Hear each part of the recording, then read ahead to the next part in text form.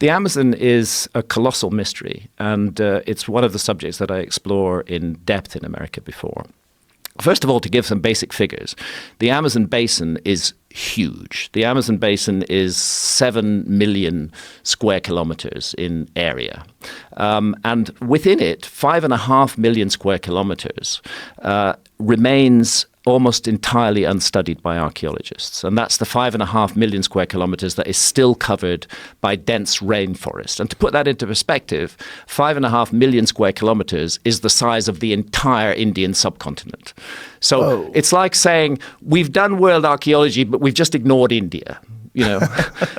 We've done world archaeology, but we've just ignored the Amazon. It's the same argument. 5.5 million square kilometers.